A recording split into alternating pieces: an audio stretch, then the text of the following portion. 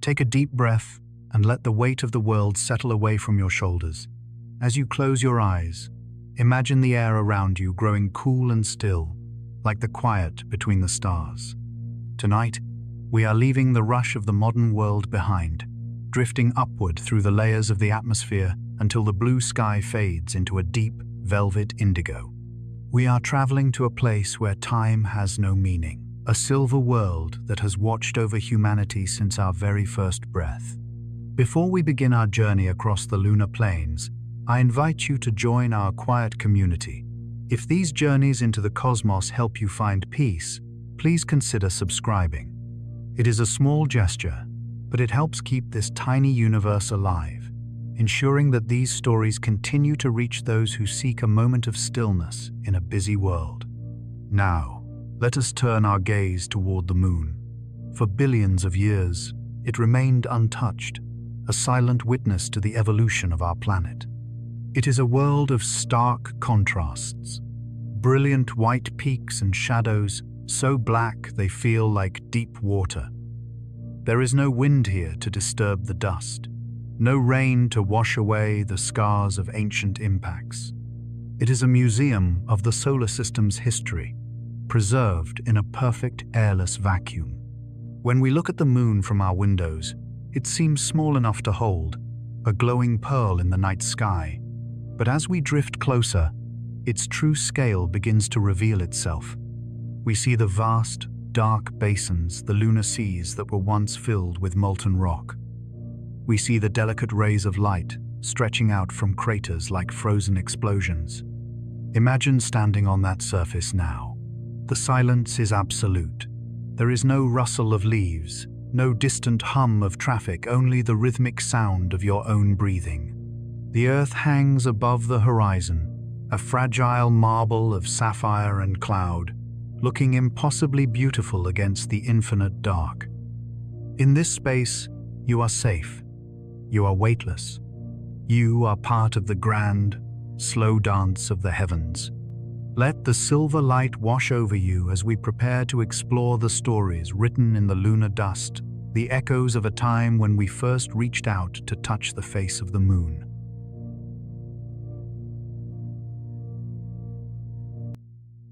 Chapter 1. The Ancient Stillness. In the vast, velvet theater of the night sky, the moon hangs like a silver lantern, ancient and unchanging. To our eyes, it is a constant companion, a comforting presence that has watched over the earth for billions of years. But tonight, I want you to imagine drifting closer to that pale, silent orb. As we leave the humming energy of our world behind, the air grows thin, then disappears entirely, leaving us in the absolute, weightless embrace of the vacuum. Here, the concept of time begins to dissolve. On Earth, time is measured by the rustle of leaves, the flow of rivers, and the shifting of clouds. But on the moon, time is frozen. This is a world defined by a profound, primordial stillness. Imagine a landscape where no wind has ever blown, where no raindrop has ever fallen, and where the only change across an entire epoch is the slow, rhythmic crawl of shadows across the crater floors. This is the moon as it was for 4.5 billion years before we ever dreamed of reaching it. It is a world of fine, grey dust regolith that coats everything like a layer of fallen snow, except this snow is made of shattered rock and glass, pulverized by the relentless bombardment of micrometeorites over eons. As we hover just above the surface, look down at the Mare Tranquillitatis, the Sea of Tranquility. Despite its name, there is no water here. These are vast plains of basaltic lava, frozen in time from a period when the moon's interior was still molten and restless. They appear as dark, smooth patches to us from Earth, but up close, they are a textured tapestry of desolate beauty. The silence here is not just the absence of sound, it is a physical presence. It is a silence so deep that it feels like it has a weight of its own, a heavy blanket that smothers any thought of the chaotic, noisy world we left behind.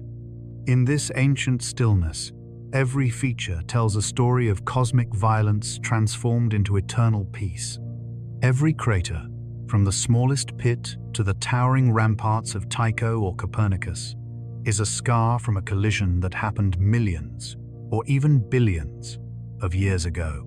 On Earth, such scars are healed by erosion and the relentless march of life. But here, the scars remain forever. The moon is a perfect memory. If a pebble fell here a million years ago, the tiny indentation it made in the dust remains exactly as it was, undisturbed and pristine. Feel yourself sinking into this lunar dust. It is soft, yet abrasive, clinging to everything it touches. It is the color of wood ash, but in the direct glare of the sun, it reflects a brilliant, harsh white that contrasts sharply with the ink-black shadows. Because there is no atmosphere to scatter the light, there is no twilight here. You are either in the blinding brilliance of the sun or the profound darkness of the shadow. There is no middle ground, no soft transition, just the rhythmic pulse of light and dark as the moon performs its slow 28-day rotation. As you stand in this majestic desolation, you might feel a sense of profound solitude, but it is not a lonely feeling. It is a connection to the very beginnings of our solar system. The moon is a relic, a piece of the past that has been preserved in a vacuum-sealed vault just for us to find. It has only known the cold touch of the stars and the distant glowing marble of the Earth. The Earth, seen from this perspective, is a jewel of impossible vibrancy. It hangs in the black sky, a swirling mosaic of sapphire oceans and brilliant white clouds. It looks fragile, a tiny island of life in a vast, indifferent ocean of darkness. From the moon's silent plains, the struggles and noises of Earth seem like a distant dream, a flickering candle in a vast, dark room. Here, under the watchful gaze of the Milky Way, the scale of existence shifts. You are no longer a creature of minutes and hours, but a witness to the slow, unfolding history of the cosmos. Rest your mind on the idea of this eternal vacuum. In the absence of air, heat does not linger. It radiates away into the void. The rocks beneath you are cold, holding the memory of a sun that set days ago, or perhaps they are beginning to warm under the slow approach of a lunar morning. Everything moves with a deliberate, glacial pace. There is no hurry on the moon. There is no deadline. There is only the long, patient weight of the stone. As we drift further across these grey plains, we begin to realize that this stillness was the only reality the moon ever knew. For billions of years, it was a world of ghosts, not the ghosts of people, but the ghosts of events. The ghost of a volcanic eruption that filled a basin with fire. The ghost of a comet that struck a mountain and sent a spray of diamonds into the black sky. It was a world waiting for a witness, a silent stage set for a play that had not yet begun. But even in this absolute quiet, there is a sense of anticipation. The moon was not always going to be a world of pure solitude. Far across the void, on that blue and white marble, a species was waking up. A species that looked up at the silver light and wondered what it would be like to stand among the craters. For millions of years, that curiosity was just a dream, a story told around fires. But the dream was growing, becoming a signal that would eventually pierce the silence. As you settle deeper into your rest, let the image of these silent, silver plains fill your mind. You are drifting over the edge of a great crater, descending slowly into its soft, velvet shadow. The light of the Earth provides a gentle, blue glow, illuminating the dust just enough to see the stillness. This was the moon's long, lonely, beginning an era of peace that lasted for an eternity. But as the eons rolled on, the silence was preparing to be broken, not by a storm or a quake, but by the softest of sounds, the electronic hum of a machine, and the first, hesitant steps of a visitor from the stars. The era of pure solitude was drawing to a close, making way for a new chapter in the lunar story, a legacy of explorers who would finally bring the heartbeat of Earth to the silver dust of the moon. And so, we leave the primordial quiet behind, moving forward through the river of time toward the moment when the first human shadows began to stretch across the sea of tranquility.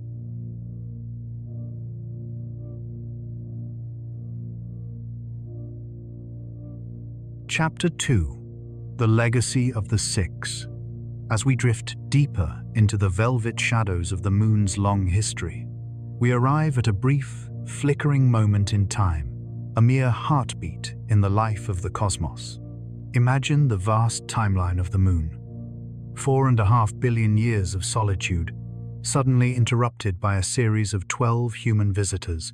These were the men of the Apollo missions, the ones who dared to cross the black ocean between worlds to stand upon this silver shore. There were 6 successful landings in total, 6 small windows where the silence of the moon was met with the sound of human voices and the steady rhythm of machines. Let your mind rest on the weight of that achievement. To leave the safety of our blue marble and venture 240,000 miles into the void is a journey that defies our earthly intuition. It is a voyage into the unknown, where every breath is a gift from a machine, and every step is a dance with gravity that is only 1/6 as strong as what we feel at home. These 6 missions, Apollo 11, 12, 14, 15, 16, and 17, represent the pinnacle of our curiosity, a legacy of exploration that remains etched in the lunar dust, preserved perfectly in the airless chill. Each landing site was chosen for its unique story, a different piece of the lunar puzzle. The first, the Sea of Tranquility, was a vast, flat plain, a safe harbor for a first attempt. But as our confidence grew, so did our ambition. We traveled to the rugged highlands of Descartes, the winding valleys of Taurus Littrow, and the mysterious volcanic flows of the Ocean of Storms. We weren't just visiting. We were beginning to understand the moon as a complex, multifaceted world, a sibling to our own Earth, with a story that was inextricably linked to ours. As you breathe slowly and deeply, visualize the footprints left behind at these 6 sites. On Earth, a footprint is a fleeting thing. The wind erases it, the rain washes it away, or the grass grows over it. But on the moon, there is no wind, no rain, and no life to disturb the surface. The boots of the Apollo astronauts compressed the fine gray powder, leaving crisp, sharp-edged impressions. Those tracks are still there tonight. They are as fresh as the moment they were made, 50 years ago. They are a permanent record of our presence, a trail of breadcrumbs left by a species that was just beginning to find its way in the dark. Think of the artifacts left scattered across the plains, the golden lower stages of the lunar modules, looking like strange, 4-legged insects resting in the dust. Think of the lunar rovers, the moon buggies, parked eternally near the slopes of ancient mountains. Their batteries long dead, but their frames still gleaming under the harsh sun and the cold stars. There are scientific instruments there too, laser reflectors that still bounce light back to Earth today, and seismometers that once listened to the moon's inner tremors. These objects are not just trash. They are monuments to a moment when the impossible became ordinary. The legacy of these 6 missions is not found in the flags we planted, flags that have likely been bleached white by the sun's unfiltered ultraviolet rays, but in the knowledge we brought back. We carried away hundreds of pounds of lunar rock, ancient treasures that revealed the moon was born from a cataclysmic collision between Earth and a Mars-sized planet billions of years ago. We learned that the moon is made of the same stuff as we are, a piece of our own home that was cast out into the dark to keep us company. But as you drift further into relaxation, consider the feeling of those 12 men. Imagine the profound perspective of looking back at the Earth from the lunar surface. From here, the Earth does not look like a world of countries, borders, or conflicts. It looks like a fragile, glowing lantern, a tiny spark of life in an infinite sea of shadow. Every person you have ever known, every story you have ever heard, and every dream you have ever had exists on that one tiny blue dot. Standing on the moon, the astronauts felt a sense of cosmic loneliness, but also a profound connection to their home. They realized that we are all travelers on a very small ship, and the moon is our nearest harbor. The Apollo era was a time of intense focus and incredible bravery. But it was also a time of quiet observation. Between the moments of technical stress and scientific labor, there were moments of pure, wordless wonder. The astronauts spoke of the magnificent desolation, the beauty of a world that was so completely different from our own. They felt the stillness we explored in our first chapter, but they brought with them a warmth, a human presence that transformed the moon from a distant object into a destination. As the years passed and the Apollo program drew to a close with the departure of Apollo 17, the moon returned to its long, patient silence. The machines fell silent. The footprints remained still. But the moon was no longer the same. It now held a part of us. It held our curiosity, our courage, and our collective memory. It became a mirror, reflecting not just the sun's light, but the potential of our own species to reach beyond the limits of our birth. The legacy of the Six is a bridge between the ancient past and a future we are still dreaming of. It reminds us that we are capable of extraordinary things when we look upward. As you settle into the comfort of your bed, imagine the moon hanging there, just outside your window, holding those 6 secret sights in its silent embrace. They are quiet now, basking in the earthglow, waiting for the day when the silence will be broken once again. But before we can look toward that future, we must look closer at one particular journey, a mission that proved we could go back to a specific spot with pinpoint accuracy, a mission that faced the fury of the elements before finding the peace of the void. Our journey is moving now toward a specific set of tracks in the ocean of storms, where a second group of explorers was about to meet a silent, robotic pioneer that had been waiting for them in the dark. We are drifting now, leaving the broad history of the landings behind, and focusing our gaze on the precise, delicate descent of Apollo 12 as it prepares to bridge the gap between human ambition and the lonely machine that came before.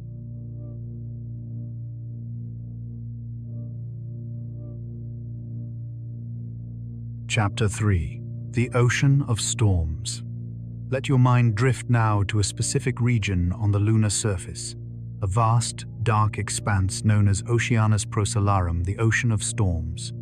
On Earth, an ocean is a place of movement, of crashing waves and shifting tides. But here, the ocean is made of ancient, frozen stone. It is a plain of basaltic lava that flowed billions of years ago, settling into a flat, desolate basin that stretches across the western edge of the moon's near side. As we hover above this dark landscape, the sense of scale is overwhelming. There are no trees, no buildings, and no landmarks to ground you, only the gentle curvature of the horizon and the infinite depth of the black sky above. In November 1969, this silent graveyard of fire became the target for the most precise celestial navigation ever attempted by humanity. While the first landing had been a triumph of survival, the second mission, Apollo 12, was to be a triumph of accuracy. Imagine the lunar module, named Intrepid, descending through the vacuum. There is no roar of air against the hull, only the silent, invisible pressure of the descent engine pushing back against the moon's gentle pull. Inside, the explorers are focused, their breaths steady as they look for a very specific landmark in this grey wilderness. The goal was to land within walking distance of a small, robotic resident that had been waiting in the dust for 2 years. To achieve this, the pilots had to master the mathematics of the void, calculating their trajectory with a precision that seems almost impossible. They were aiming for a spot just a few hundred feet from the rim of a crater. As we watch from the stillness of the lunar plains, the Intrepid appears as a flickering star, growing larger and brighter as it nears the ground. Visualization is key to feeling the calm of this moment. Picture the long, thin shadows cast by the boulders as the sun hangs low on the horizon. The dust begins to stir, not because of wind, but because of the engine's breath. It rises in a soft, translucent veil, glowing in the sunlight, like a mist of powdered diamonds. And then, the contact light glows blue. The engine cuts, the silence returns, deeper than before. The Intrepid has come to rest in the heart of the ocean of storms, just a short stroll away from its target. This landing proved that we were no longer just visitors to the moon. We were becoming navigators. We could choose a destination in the vastness of space and arrive there with the delicacy of a falling leaf. In the ocean of storms, the explorers found a world that felt both alien and strangely familiar. The grey soil beneath their boots was composed of the same minerals found in the volcanic rocks of Earth. Yet it felt like stepping into a dream. Every movement was slow and buoyant. Every word spoken into the radio headsets traveled back to Earth as a ghostly echo, bridging the gap between two worlds. As you rest in the warmth of your surroundings, imagine the feeling of that lunar morning. The temperature in the sun is searing, yet just inches away, in the shadow of the spacecraft, it is a bone-chilling cold. There is no atmosphere to soften the transition, no breeze to carry the heat. It is a world of pure physics, a place where the laws of the universe are laid bare. The ocean of storms, despite its turbulent name, offered a profound sense of sanctuary. It was a place where the noise of the world left behind was replaced by the steady hum of life support systems, a rhythmic, mechanical heartbeat that reminded the travelers they were still alive in the kingdom of the dead.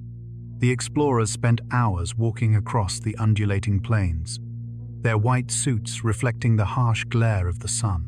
They were looking for secrets hidden in the dust, collecting rocks that had not been touched for 3 billion years.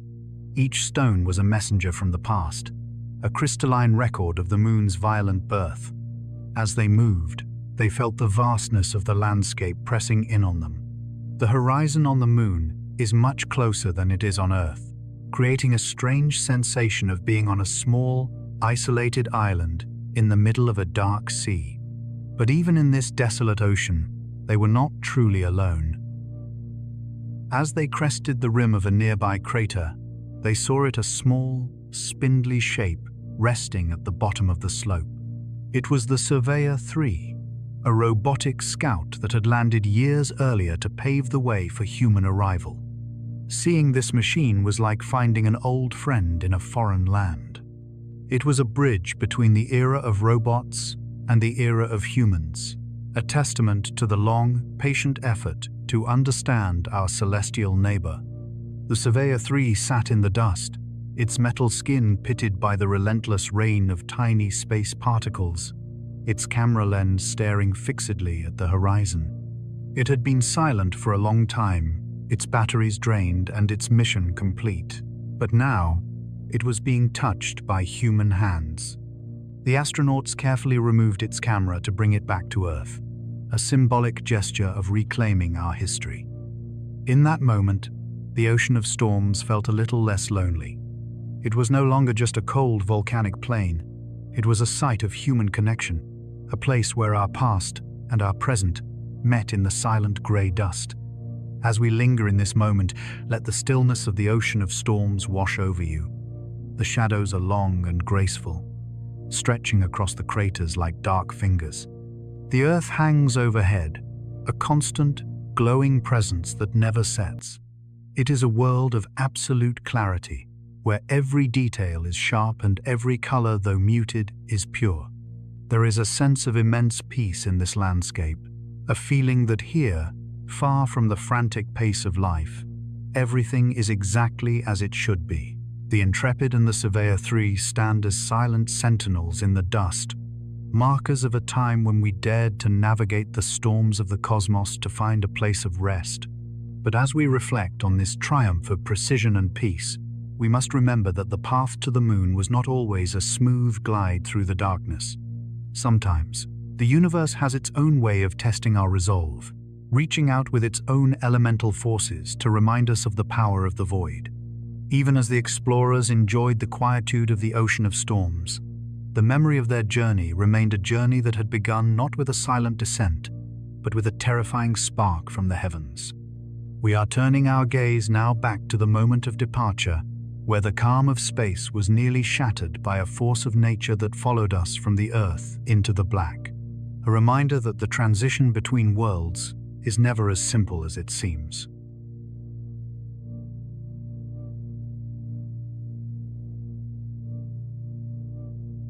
Chapter 4. The Robotic Predecessor. As we settle into the profound quiet of the ocean of storms, let us look more closely at the small, lonely shape resting within the crater's embrace. Long before the Intrepid began its descent, long before the first human boot compressed the lunar dust, there was a pioneer that made this desolate valley its home. This was Surveyor 3.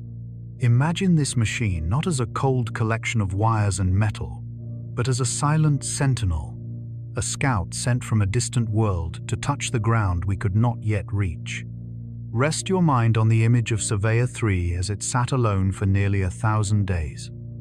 It landed here in April 1967, a spindly, three-legged craft that looked more like a skeletal bird than a spaceship.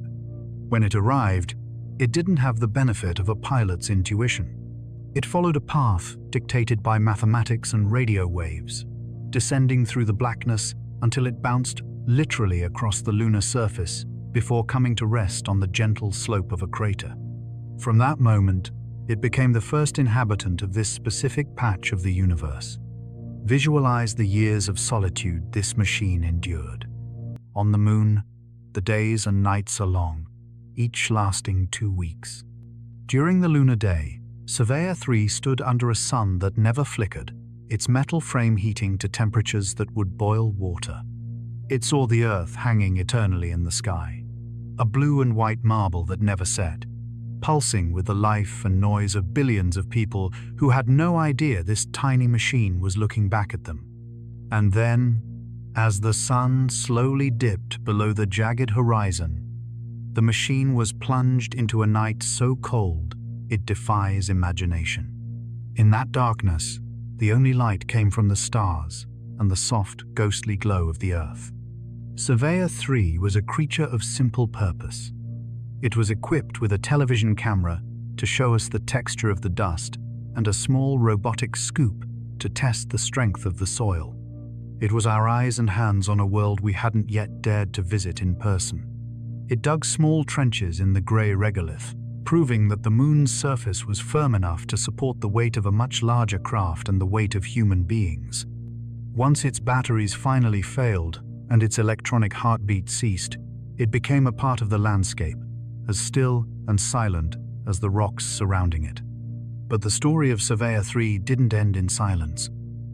In the quiet theater of your mind, imagine the moment the Apollo 12 astronauts, Pete Conrad and Alan Bean, walked over the rim of the crater. For the first time in history, a human eye met a machine that had been sent from Earth years before. It was a cosmic reunion. The astronauts moved slowly in the low gravity, their movements fluid and dreamlike as they approached the weathered Pioneer. They found the Surveyor 3 covered in a fine, thin layer of lunar dust, a coating of grey ash that had been kicked up by the relentless rain of micrometeorites. The white paint had turned to a brownish tan, tanned by the unfiltered radiation of the sun. As the astronauts reached out to touch its frame, they weren't just touching metal, they were touching a bridge across time. They were the first humans to visit an old robotic scout, a moment that proved we could not only reach the moon but return to the exact footprints we had left behind. Think of the silence that surrounded them as they worked. They used tools to carefully remove the surveyor's camera and its robotic scoop, planning to bring them back to Earth so scientists could study how 3 years in the lunar environment had affected the materials. It was a gentle act of archaeology on another world.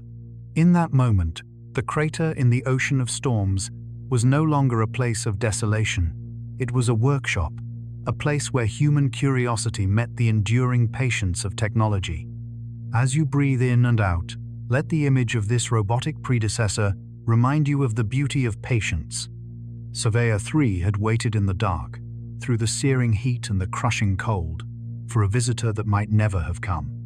It stood as a testament to the idea that even in the furthest reaches of the void, we leave a part of ourselves behind. Our machines are the echoes of our intent, carrying our dreams into places where our bodies cannot yet go. The astronauts eventually turned away, leaving the skeleton of the Surveyor 3 behind in the dust. It remains there tonight, a lonely monument in a crater that now bears its name. It is once again silent, watching the Earth rise and set, a small piece of human history slowly being reclaimed by the lunar landscape. But the data it provided and the camera it surrendered changed our understanding of space forever. In the stillness of this lunar night, we realize that every great journey is built upon the quiet, steady work of those who go before us. The path through the stars is paved with the courage of both humans and the silent machines they build. The ocean of storms held its breath as the visitors departed, returning to the ancient peace that had defined it for eons. But as we drift away from the crater and the lonely surveyor, we must remember that the tranquility of the moon's surface is a hard-won prize. To reach this place of perfect stillness, one must first survive the transition between worlds, a passage that is often far more turbulent than the silver plains would suggest. The calm we feel now was preceded by a moment where the very sky seemed to turn against the travelers, reaching out with a flash of celestial fire that nearly ended the journey before it had truly begun. As we prepare to leave the ocean of storms, our story takes us back to the threshold of the atmosphere, to a moment when the light of the stars was nearly eclipsed by the raw power of the elements.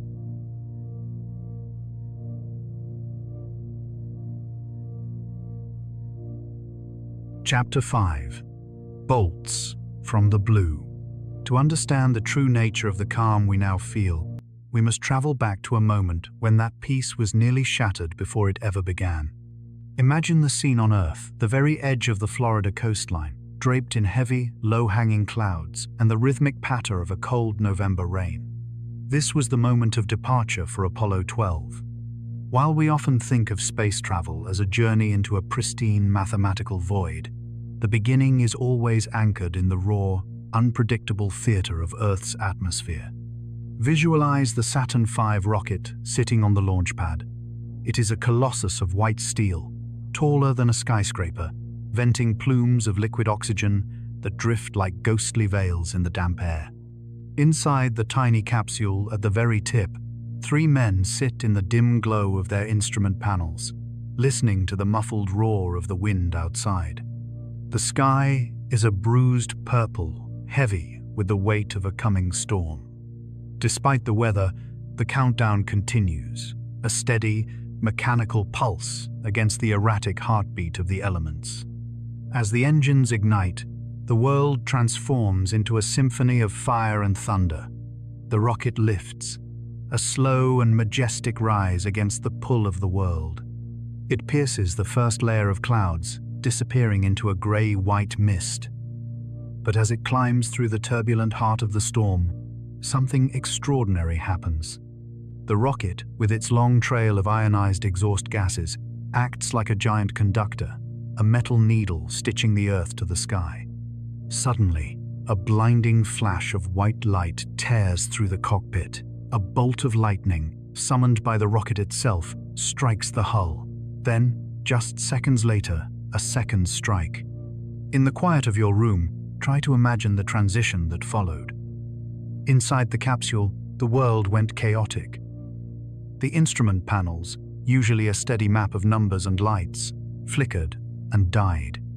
Warning lights glowed red, and the navigation system lost its sense of where the stars were. For a few heartbeats, the mission was blind, hurtling upward at thousands of miles per hour into a dark, electric abyss. It was a moment where the thin thread of human technology was nearly snapped by the ancient power of the weather. But as the rocket continued its climb, it did something miraculous. No longer held by the storm, it punched through the top of the clouds and emerged into the sunlight. The transition was absolute. In one breath, there was the roar of thunder and the chaos of failing systems. In the next, there was the infinite, crystal-clear silence of the high atmosphere. The blackness of space opened up above them, calm and indifferent to the drama below. This moment serves as a profound metaphor for the journey into rest. To reach the stillness, we must often pass through the clouds of our own thoughts, the lightning strikes of our daily stresses, and the flickering uncertainty of the world we leave behind. But just as the Apollo 12 survived those bolts from the blue, there is a point where the noise simply falls away. The rocket reached a place where the atmosphere was too thin to carry sound, where the lightning could no longer reach, and where the frantic blinking of the instruments was replaced by the steady, unblinking light of distant suns. The crew worked with a calm, practiced focus to reset their systems, guided by a young engineer on the ground who remembered a single obscure switch that could restore their power. It was a victory of human presence over elemental chaos. As the power returned, so did the sense of peace. The earth below, with its storms and its lightning, began to shrink, becoming a silent, beautiful painting rather than a place of danger.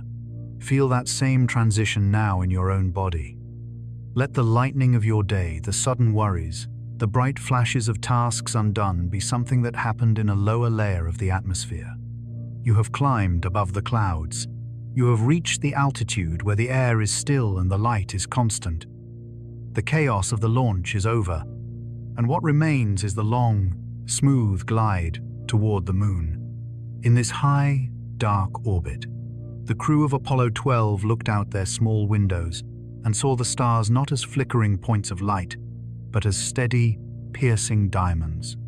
Without the atmosphere to distort them, the heavens appeared deeper and more ancient than they ever had from the ground. They were no longer being pushed by the wind. They were being pulled by the silent, invisible gravity of the cosmos. The vibration of the engines eventually faded, replaced by the soft, rhythmic hum of the life support fans, a sound that becomes a lullaby when you are surrounded by the void. This chapter of their journey reminds us that the threshold is often the most difficult part. The bolts from the blue are the last gasps of a world that doesn't want to let go. But once you break through, the reward is a silence that feels earned.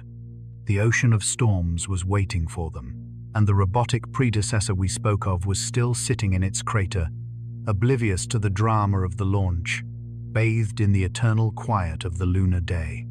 As we drift further away from the earthly storms, we carry with us the lesson of the lightning.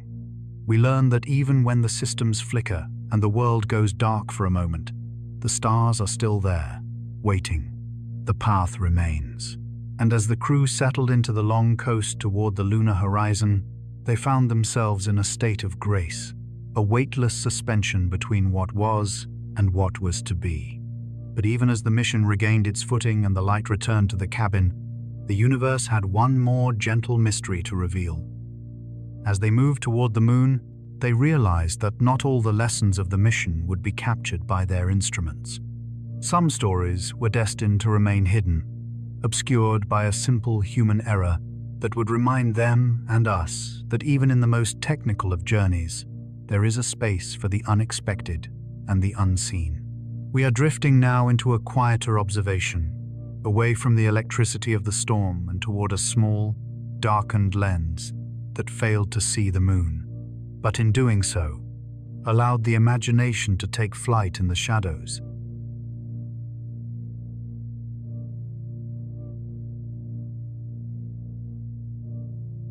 Chapter 6.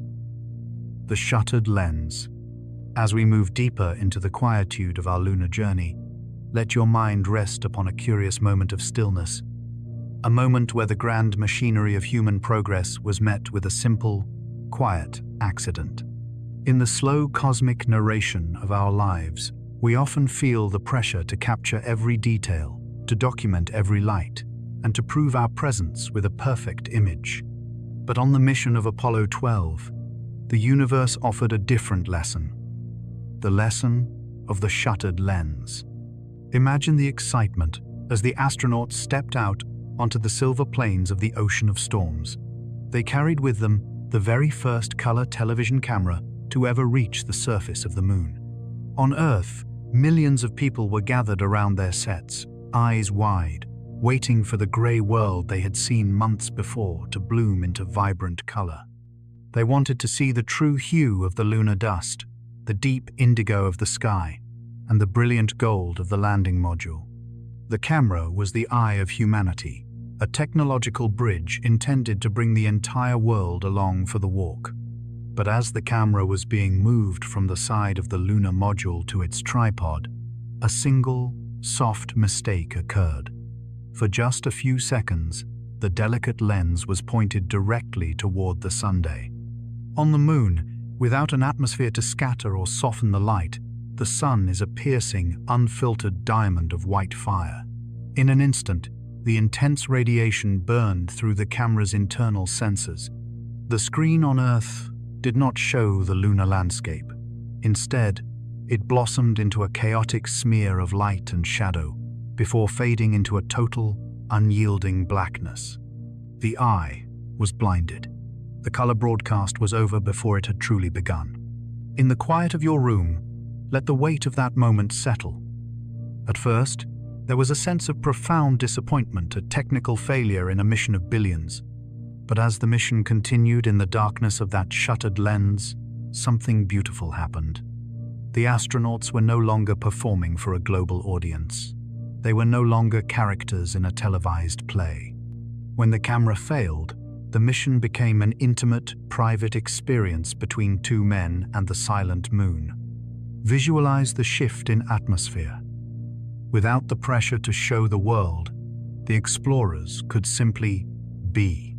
Their descriptions over the radio became more poetic, more focused on the textures they felt beneath their boots and the way the light played across the craters. They became the only witnesses to the silver solitude. In our own journey towards sleep, we often try to keep our cameras on. We replay the events of the day, we document our worries, and we try to visualize every detail of tomorrow. But true rest begins when we, too, allow the lens to shutter. When we stop trying to document the world and simply allow ourselves to exist in the quiet dark. This failure was a reminder that the moon is a place that guards its secrets. It is a world that has existed in the dark for eons, and it does not always yield to the curiosity of our machines. The burned-out camera remained on its tripod, a silent observer of a mission it could no longer see. While the scientists on Earth scrambled for solutions, the moon remained indifferent. It didn't care if it was seen in color or black and white, or if it was seen at all. It simply was. Think of the shuttered lens as a gift of privacy. It allowed the astronauts to notice the things that a camera could never capture. The absolute crushing silence that rang in their ears during the pauses in conversation. The way the Earth looked like a fragile blue marble that they could almost reach out and touch. The scent of the lunar dust described later as smelling like spent gunpowder that clung to their suits when they returned to the cabin. These are the details of the soul, not the details of the screen. As you breathe slowly, imagine yourself as that camera, standing still in the lunar dust. You are no longer trying to process information. You are no longer trying to transmit a signal. You are simply a witness to the vast, velvet dark. The sun may be bright, but you are resting in the cool shadow of your own stillness. There is no need to record this. There is no need to share it. This moment belongs only to you and the cosmos. The loss of the camera also taught us about the resilience of the human spirit. The mission didn't stop because the broadcast failed. The science continued. The samples were collected. The journey moved forward. It reminded us that our worth is not measured by what we show to others, but by the work we do in the quiet, the steps we take when no one is watching. The ocean of storms remained a place of wonder, even if that wonder remained hidden behind a veil of electronic shadow. In the history of the Apollo missions, this incident is often remembered as a mishap, but in the context of our cosmic journey, it is a sanctuary. It is the point where the noise of the public world was silenced, leaving only the rhythm of the explorer's breath and the soft crunch of their boots in the dust. It was a transition from the seen to the felt. Let the image of that silent, dark lens be a signal for your own mind to let go. You have seen enough today. You have processed enough. It is time to point your focus away from the sun of your activities and into the soft, dark craters of your rest. The broadcast of your day has ended, and the private, intimate journey of your dreams is about to begin. As the astronauts moved past the blinded camera, they prepared to engage with the moon in a much deeper, more physical way. They weren't just there to look, they were there to listen. They were about to perform an experiment that would treat the entire moon as a musical instrument, seeking to hear the vibrations of its ancient heart. We are drifting now, away from the shadows of the failed lens and toward the surface of the moon itself, where a deliberate strike was about to send a hum through the stone, a hum that would reveal the moon's true, hollow nature. The silence was about to be replaced by a song, a resonant vibration that would ring across the lunar plains, like the fading note of a great silver bell.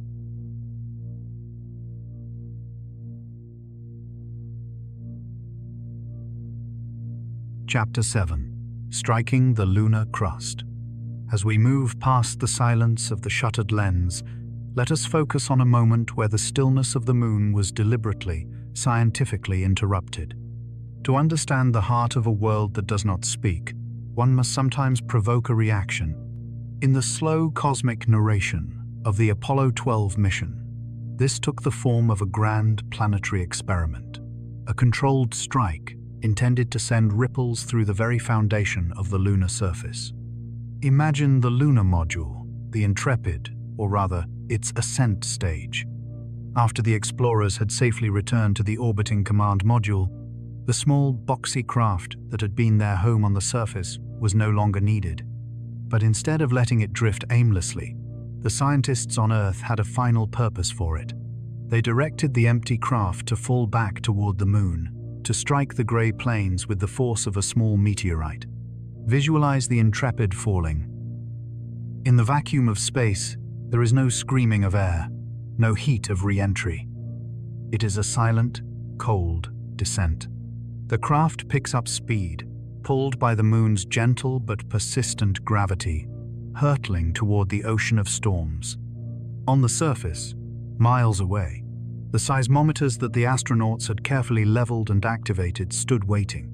These instruments were the ears of the moon, designed to listen to the faintest tremors, the smallest shifts in the stone. When the Intrepid struck the ground, the impact was sharp and sudden. But what happened next was something that no scientist on Earth had fully predicted. In the quiet of your mind, imagine the vibration starting at the point of impact. On Earth, if you strike the ground, the vibrations are quickly muffled. The moisture in the soil, the density of the core, and the presence of an atmosphere all work together to dampen the sound, turning a strike into a dull, heavy thud. But the moon is different. The moon is dry, ancient, and fragmented. As the Intrepid hit, the moon did not just thud, it began to hum. The seismometers picked up a signal that grew in intensity and then refused to fade. It was a resonant, rhythmic vibration that traveled through the crust and deep into the interior. To the scientists watching the needles move on their charts back in Houston, it was as if they had struck a giant, silver tuning fork. The moon was vibrating, shaking with the energy of the impact, and the signal lasted for nearly an hour. Let your breathing synchronize with the idea of this vibration. It is a slow, deep resonance, a low-frequency hum that vibrates in the marrow of the bone. For 60 minutes, the moon rang like a bell. It was a revelation that changed our entire understanding of what lies beneath the dust. It suggested that the moon was not a solid, damp rock like the Earth, but something much more crystalline, perhaps even hollower in its structure, allowed to vibrate freely without the dampening forces of water or air. This ringing is a perfect metaphor for the way a single event can echo through the silence of our lives. We often think of the moon as a dead world, a place of finished stories. But this experiment proved that the moon is alive with potential, a resonant chamber that holds onto energy and reflects it back to us in unexpected ways. The silence of the moon is not an emptiness. It is a state of readiness, a capacity to carry a song across the void. As you drift closer to sleep, imagine those vibrations moving through the ground beneath where you might be standing in this lunar dream. Feel the steady, rhythmic pulse of the stone. It is not a violent shaking, but a gentle, persistent thrumming, like the purr of a great cosmic engine. It is the sound of the moon telling us its age, its dryness, and its secrets. The ringing of the moon reminded us that space is not just a place to look at, but a place to listen to. Every impact, every footstep, and every falling machine creates a ripple in the fabric of the celestial body. We are all participants in this cosmic music. Even in your stillness now, you are creating ripples of peace that extend outward, calming the atmosphere of your room and the landscape of your mind. The scientists were stunned by the duration of the sound. They spoke of it with awe, realizing they had discovered a fundamental truth about our neighbor. The moon was a resonant body, a silver bell hanging in the dark, waiting for someone to strike it and hear its voice. But as the vibrations slowly began to taper off, as the hum faded back into the primordial quiet of the ocean of storms, the mission shifted its focus. The ringing had provided a map of the interior, but there was still so much to see on the surface. The era of the ringing moon led directly into a period of even greater exploration, a time when we would no longer just strike the surface from afar, but move across it with a new sense of freedom. The echoes of the Intrepid eventually settled, leaving the dust as still as it had been for billions of years. But the knowledge remained. We knew now that the moon was hollower, drier, and more mysterious than we had ever dreamed. And with that knowledge, the final missions of the Apollo era prepared to push even further into the highlands, taking with them the first wheels to ever turn in the silver dust. We are drifting now, away from the fading hum of the lunar bell and toward the tracks of the great rovers, where the silence of the walk was about to be replaced by the soft, electric whir of a journey across the mountains of the moon. The vibration has passed, leaving only a deep, resonant calm in its wake.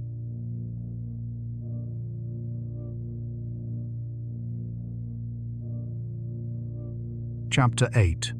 The Ringing of the Bell. As the echoes of the impact settle into the deep layers of your consciousness, let us linger for a moment in the scientific wonder of what that vibration revealed. When the moon rang like a bell for that hour in 1969, it wasn't just a curious acoustic anomaly. It was the moon's way of whispering its deepest structural secrets to the ears of humanity. In our earthly lives, we are accustomed to a world that is solid, damp, and heavy. If you strike the earth, the vibration is swallowed almost instantly by the moisture in the soil, the density of the mantle, and the complex, layered liquid core. But the moon, dry, ancient, and brittle, acted as a perfect conductor for energy. Visualize the vibration moving through the lunar interior like a ripple moving across a crystal-clear pond.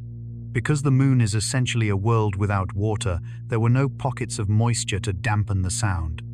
The energy from the Intrepid's impact traveled through the regolith, into the crust, and down into the mantle, bouncing back and forth between the layers of rock. It was a planetary resonance, a rhythmic hum that suggested the moon's interior is far more rigid, and perhaps far more mysterious than we ever dared to imagine. As you breathe in the cool, still air of your room, imagine the sensation of that hour-long hum. It is a slow, pulsing frequency, a lunar song that resonates in the deep silence of the vacuum. This resonance told scientists that the moon is light in a way that Earth is not. It lacks the massive iron core that anchors our planet. Instead, it is a body of stone and ancient fire that has cooled into a resonant chamber. For that hour, the moon became a musical instrument, and the solar system was its audience. Think about the concept of a hollow world. While the moon is not literally empty, its ability to ring like a bell invited the imagination to wonder about the spaces between the stones. It reminded us that what we see on the surface, the dust, the craters, the silver light, is only a thin veil over a much more complex reality. Beneath the surface lies a structure that has remained unchanged for billions of years, a crystalline vault that preserves the energy of every impact it has ever endured. In this slow cosmic narration, we use the ringing of the moon as a guide for our own inner stillness. Just as the moon held that vibration, allowing it to pulse gently before returning to silence, you can allow your thoughts to resonate and then slowly fade.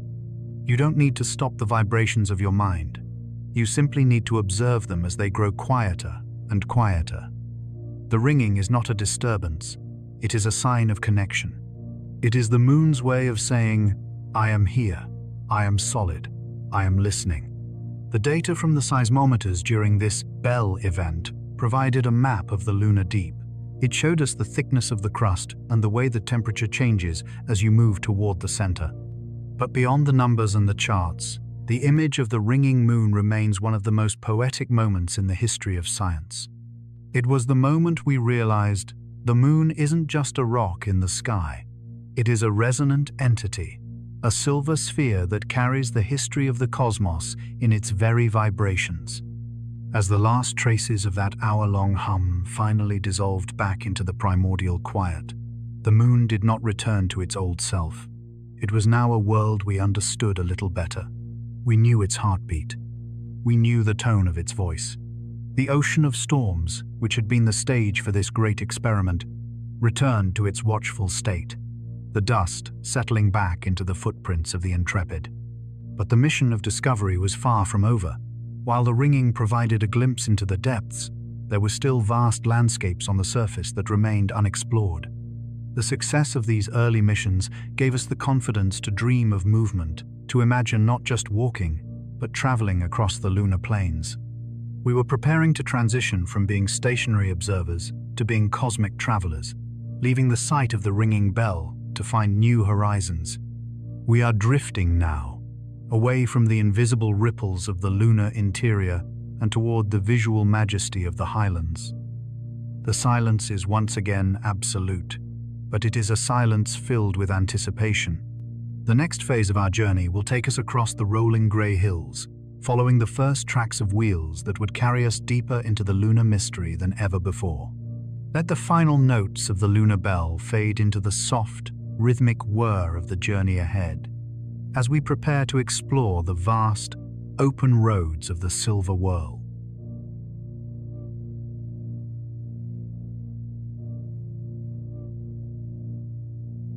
Chapter 9. Dust and Wheels.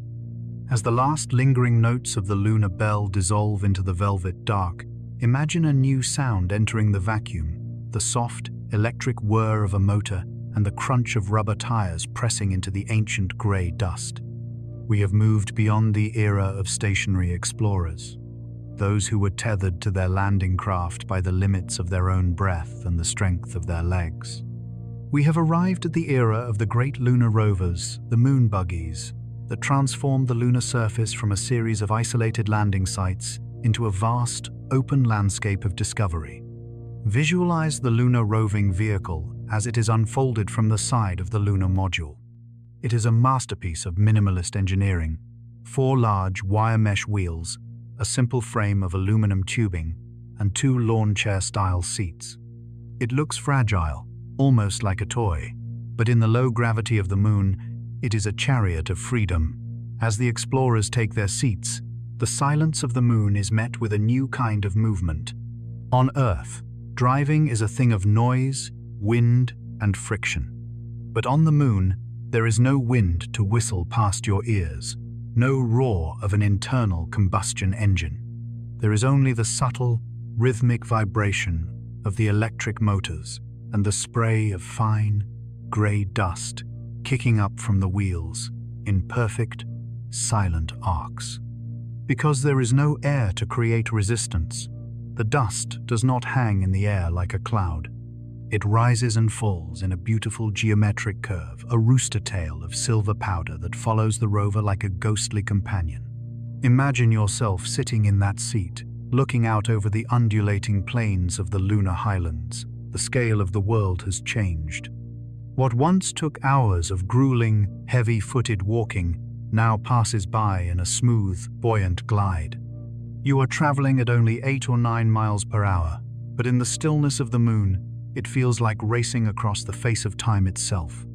The rovers allowed us to visit the great features of the moon that were once only distant silhouettes. We drove to the edges of canyons so deep their bottoms were lost in permanent shadow.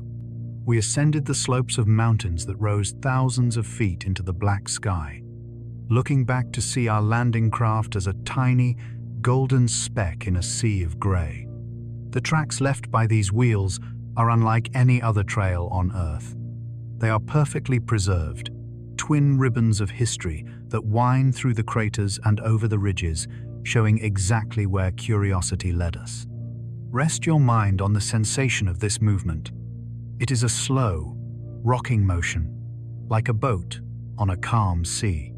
The rover bounces gently over small rocks and dips into shallow depressions, the suspension absorbing the shocks in the soft, 1/6 gravity. You feel weightless, yet connected to the ground. The sunlight glints off the metallic mesh of the wheels, and the earth remains your constant guide, hanging steady in the sky as you navigate the winding paths of the lunar frontier. This was the moment humanity truly began to roam the cosmos. We were no longer just visitors standing on a porch. We had stepped out into the yard and begun to explore the neighborhood. The rovers gave us the ability to act as geologists on a grand scale, stopping at different craters to pick up rocks that had been cast out from deep within the moon. Each stop was a moment of quiet reflection, a chance to stand in a place where no light had been witnessed by a human eye for billions of years. Think of the silence of these long drives. Between the bursts of technical conversation on the radio, there were long stretches where the only sound was the hum of the life support system in the helmet. In those moments, the astronauts were alone with the majesty of the universe. They were sailors in a sea of dust, navigating by the light of the earth and the shadows of the mountains.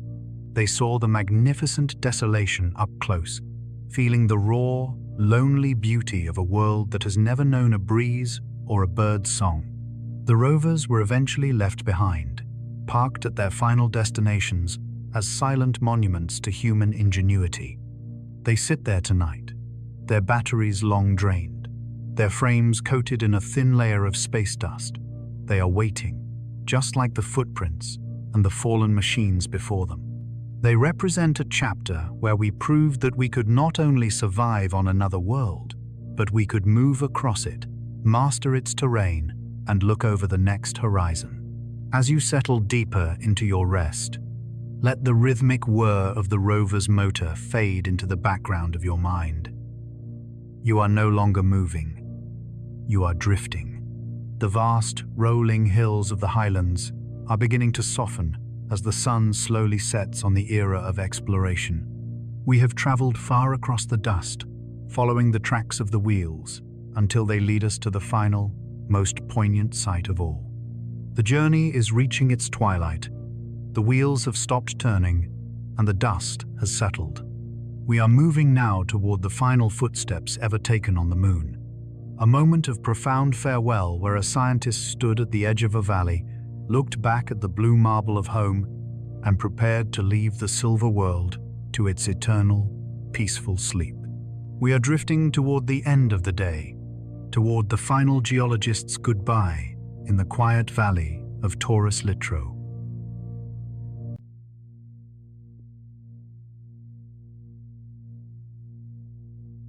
Chapter 10. The Geologist's Farewell. As we leave the phantom tracks of the lunar rovers behind, we arrive at the edge of a valley known as Taurus Littrow.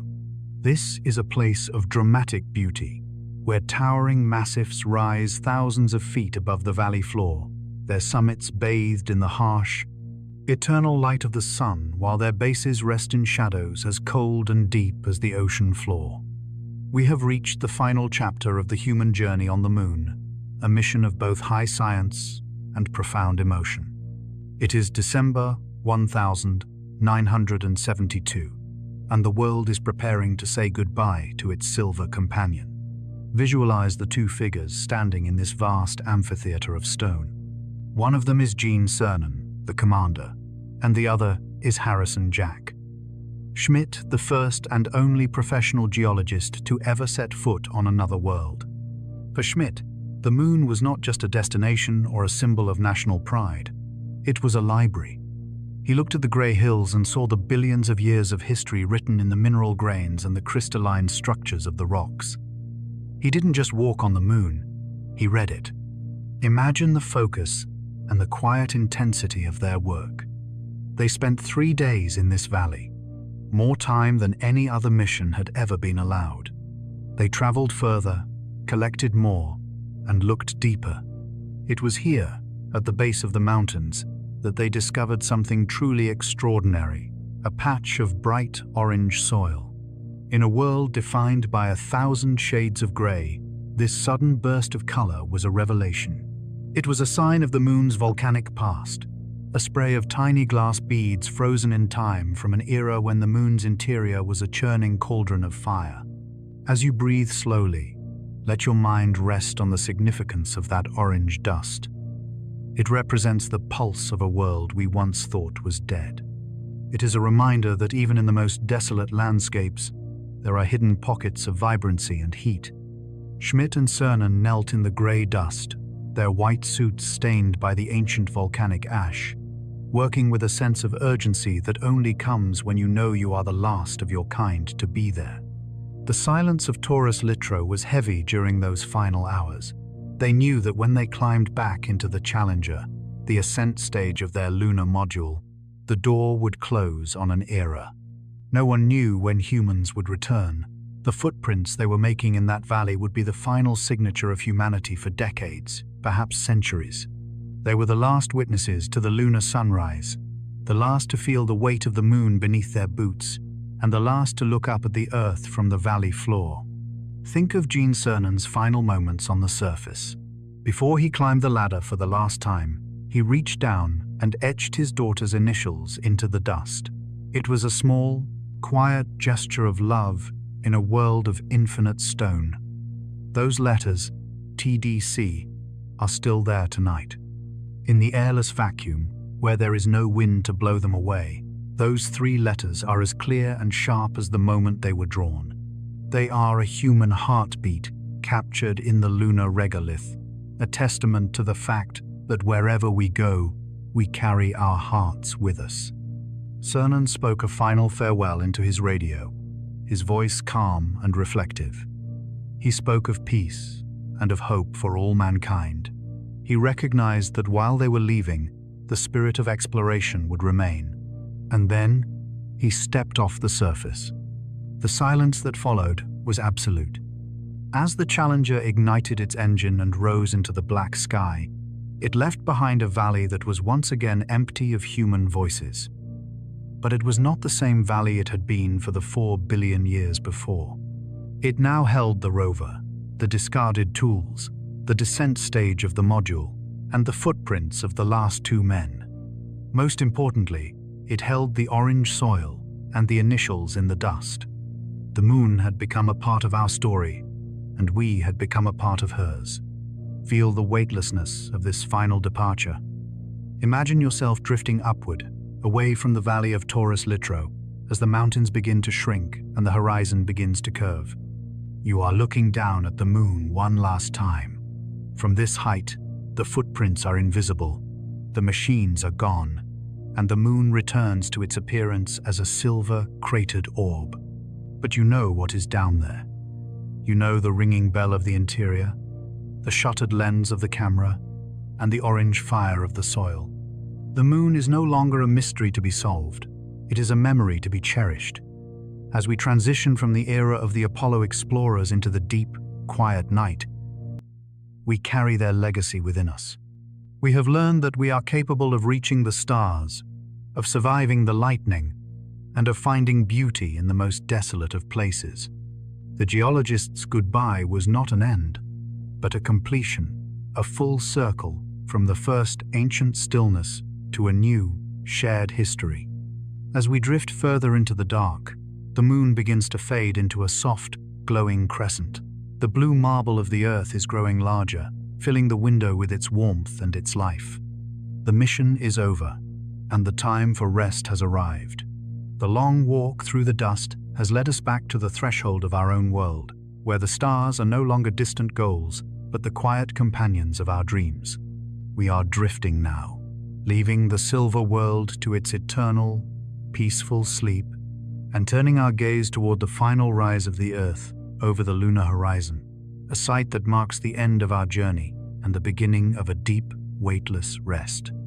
The silence of the moon is once again complete, and as we move toward the final closure of our story, let the weight of the universe fall away, leaving only the soft, rhythmic hum of the stars to guide you into sleep.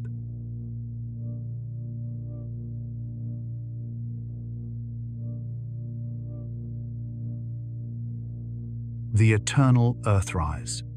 As we reach the end of our journey through the silver dust and the long shadows of the lunar valleys, the time has come to turn our gaze away from the silent plains and back toward the home we left behind. Imagine yourself standing on the high ridge of a crater, your boots resting lightly on the ancient regolith. The silence here is no longer heavy. It is a profound and comforting embrace, a sanctuary from the noise of the world below. Above the jagged, monochromatic horizon, a sliver of brilliant sapphire begins to emerge the earth, rising like a jewel in the absolute darkness of the void. Watching the earth rise from the moon is the ultimate act of perspective. Everything you have ever known, every person you have loved, every mountain you have climbed, and every dream you have whispered is contained within that fragile, glowing marble. From here, the storms we weathered and the lightning that once flickered in the atmosphere seem like distant, gentle memories. The earth is a beacon of warmth in the cold expanse, a reminder that while we may wander among the stars, we are always tethered to the life and the love of our blue and white home. Let the light of the rising earth wash over you. It is a soft, cool glow that illuminates the lunar craters with a ghostly indigo. Feel your body becoming weightless, drifting into a state of perfect suspension. The journey of the Apollo explorers was a journey of return, a realization that the more we reached for the moon, the more we fell in love with the Earth. As the last echoes of our cosmic story fade, let that sense of belonging ground you. You are safe. You are at peace. You are exactly where you need to be. The moon will remain here, a silent sentinel in the dark, guarding the footprints and the initials in the dust until the end of time. It does not need us to watch over it. It is content in its ancient, airless slumber. And now, you too can let go. The mission is complete. The long walk through the stars has led you back to the threshold of sleep. As the image of the earth hangs steady in your mind, allow the darkness to grow soft and velvet-like around the edges of your vision. The hum of the universe is a lullaby, a rhythmic pulse that guides you deeper and deeper into the quiet. There is nothing left to do but breathe, to sink into the weightless dark, and to dream of silver plains and sapphire skies. Good night, traveler. The cosmos is watching over you. Sleep now in the eternal, peaceful light of the Earthrise.